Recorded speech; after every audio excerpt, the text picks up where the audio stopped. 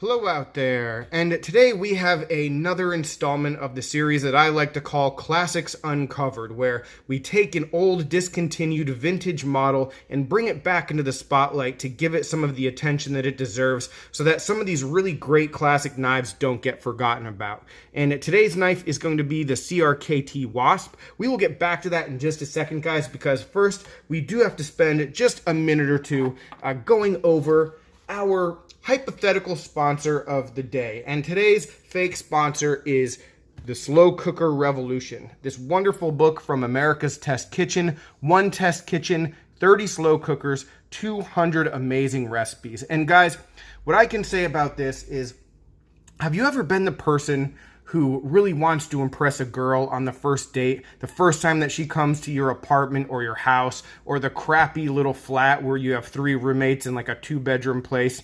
Like, the chips are stacked against you from the start. So you need something to give you a leg up. You need the Slow Cooker Revolution sitting on a countertop where she's going to see it. You need this book so that she understands just how impressive your culinary capabilities are. You see the stains on this book on the outside. You see how dog-eared it is, like it looks like it's been sitting in the rain. All these stains here. Let me tell you, I've never used this book a single time. But I have it out. I have a broken down slow cooker in my cabinets, and I have a wife who I've been married to for 5.5 years. And how do you think that happened? This book can do a lot just by having it present. Who knows what the reviews on the inside really mean? Like, does this stuff really, do these dishes really taste as luxurious as their full fat? I don't know. I don't know any of that crap, guys, and that doesn't matter. What matters is that you pick this book up, you go through it, you beat it up a little bit, you dog-ear some pages, and then you put it on the countertop, and you make a woman know that you're going to feed her, and you're going to get to her heart through her stomach. That's what it's all about. That's what matters with this, the Slow Cooker Revolution. Highly recommended. Have no idea what anything on the inside is, but that really doesn't matter. So thank you to America's Test Kitchen for not providing this book. I have no idea where I got it, to be honest, but hell, I highly recommend it. All right, so now let's get back to this classic uncovered. And here we have the CRKT Wasp, the Voile Wasp, if you see the knife listed anywhere, designed by Howard Voile, and this one was donated to the channel by Leo. And dude, Leo, I gotta tell you, man, I'm a big fan of classic CRKTs, and this one had always just gotten past me. I'd never been able to get my hands on it. I'd always been chasing something else, and this thing is just so super cool, and I'm really excited to spend some time and go over it on the channel today. So this is a little bit of a gents piece, but you can see it has some chunk to it. It's a Taiwan-produced knife, which a lot of the CRKTs of the past were. It has a pretty odd pocket clip, which we'll talk about. But just a classic little shape, you know, classic little Warney shape in a gent, small user EDC kind of a package. So we take a look here, we can see that we have just under a 2.5-inch cutting edge. So let's bring out the CRKT Squid for some comparison. So a little bit longer than the Squid. Let me see if I have a leak handy. I'm not sure if I do. While I'm looking for that, let's bring out the Chris Reeve in Cosi, which is actually a pretty decent size comparison. And then the leak just being sort of similar with the overall blade shape. All right, so there we have some comparisons. This knife and a lot of the stuff that you'll find from these like 2000, maybe a little earlier, a little bit after the year 2000, from this time period of CRKT are materials that you're not used to seeing now, some ideas and innovations that you're not really used to seeing now either. So again, this one was made in Taiwan. It has some odd things about the blade right off the bat. These 3 holes, which you'll see in a couple different models from CRKT. But the blade steel is one that I bet you almost nobody has ever had a knife with this steel. It is AUS 118. AUS 118. So yeah, look that one up. That is a steel that supposedly is a little bit better than AUS 10 when it comes to the rusting kind of protection. So I don't know. I have no idea how this steel is overall, because this is the only knife I think I've ever held that had it. So pretty unique just in that regard. When we take a look at the other aspects of the blade, we have a one thumb stud. It is, it might be reversible, but I don't think so. No, it's not, because there's not a cutout for it. So it's not a reversible thumb stud. It is removable though if you want to have a hole in the blade. But the thing that's super cool about the thumb stud is it has a rubber insert. So a little bit odd and different. Again, something that you aren't really used to seeing on a CRKT or mostly any kind of knife. As we move on back, first let's get a look at the knife in the closed position. It's just a sweet looking knife. And Howard Voilet, he's designed a number of things. I don't know if he's around anymore, if he's active anymore, if he's alive anymore, but I know he did a Spyderco under his name, the Spyderco Voilet, which looks similar to this and just is a beautiful knife as well. So, I mean, some good designs came out of this guy. But again, the interesting thing for me here is just the way CRKT executed designs back then versus now, and some of the design decisions they made. For example, this knife is a titanium frame. So it has a titanium frame with a stainless steel liner. And, I saw in some of the listings about this as I did some research that, hey, it says titanium, but I wasn't sure if it was like the lock bar was titanium or the frame. And I used the magnet, and everything is magnetized on the knife except the scales. So that's the titanium. And yeah, it's super cool. Super cool that you get that onto this import, quote unquote, budget knife. So 2.4 ounces on it, so it isn't particularly heavy. Let's bring back the leak. So 2.5, sure.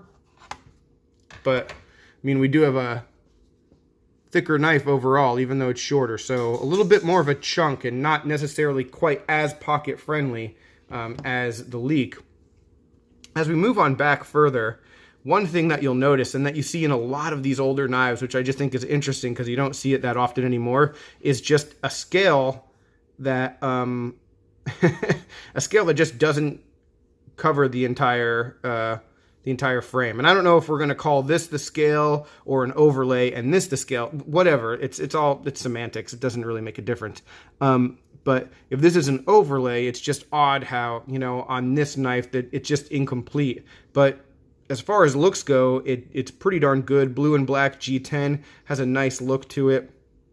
Very attractive. Backspacer is in the middle. And if you take a look, I mean, there must be internal screws holding that together because there's nothing external. So that must be underneath this overlay. Really nice job with the finishing on this across the board. There's no chamfering here, but it isn't sharp. So, I mean, it's a comfortable knife as far as you would expect. The only issue with the ergos is potentially, depending on how you hold it, just this shape, this curvy, almost like a boat shape, which again has the look factor down. It could dig into the palm just a little bit. But again, once you get this knife in hand, you see one of these things, you'll have an understanding immediately that, this isn't the knife that you're going to go baton with or beat the crap out of anything with either. It's a, it's a lightweight kind of EDC, nothing too crazy or fancy. One thing that I do like, a little bit of attention here to detail is there is a sharpening choil, which is nice that, a lot of budget knives these days don't get that. But it does have that one major CRKT sort of flaw from back in the past where the pocket clip is just iffy. I mean, they design a knife and then they just try to figure out a clip to put on it, and that's what we have here. So it's extremely long for the size of the knife. You can see that, and it's not particularly deep carry at all. So I don't know. I think that this would be a great knife to just pop that off, throw it in a jacket pocket, and call it the end of the day. Maybe a back pocket knife, but again, that chunkiness just, it's not quite as slim as, say, what you would want in a back pocket. So, it does make it potentially just a little bit awkward. I've carried it in my pocket just regular as is for a couple days, using the clip, just fine. No big issue. As far as execution, the lockup is wonderful. And again, this is a knife that's about 20 years old at this point. So, I don't know what kind of use or mileage it has on it. It doesn't look like much, but 20 years, the thing still locks up like a vault. So you can't really complain about that. And the action, I mean, it's fun. Good little flick. And nice and snappy. The D10 is decent, but you can slow roll it real nice. So we have that. It's not going to drop shut. It is on, you can see the Teflon in there, but it's pretty, and it is a classic. There is a larger version of this that that was out as well that I've never had either. So I'm not sure if that one might be a little bit more, you know, might have a little bit more of the characteristics that would designate it more of a user. I don't know if it would be a little bit better ergonomically for that sort of thing. You know, we don't have any jimping, and you know, the transition here coming down to the blade there, you know, there is a spot where it, you know, you sort of have to pick where you're going to put your thumb, but choking up is just fine. So it, you know, it feels pretty good. And again, it's not anything that I'm trying to get excessive with in the force that I put on it anyway. So yeah, it is a very pretty knife though.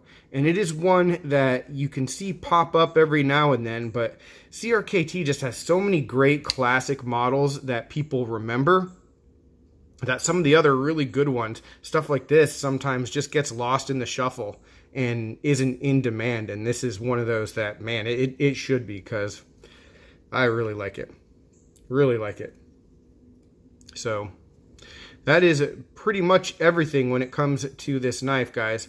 The CRKT Wasp, have you heard of it? What do you think of it? What's your favorite classic CRKT? What knife model for Classics Uncovered should I be looking at next? You know, I've only done a few of these. I've got a bunch of old CRKTs that we can go into depth with if you like. I've got some old Kershaws. I've got some other stuff that I'd really like to share with you. But what are some of the things that you think about that that definitely warrant their own video? Your comments would be appreciated. Any other questions, comments, complaints, suggestions, let me know about that. I forgot to bring Chewie back in, so here he is for our obligatory Star Wars pin of the day. Take care, guys. Have a good one. Thanks again, Leo. You're the man for sending this my way. I really appreciate you.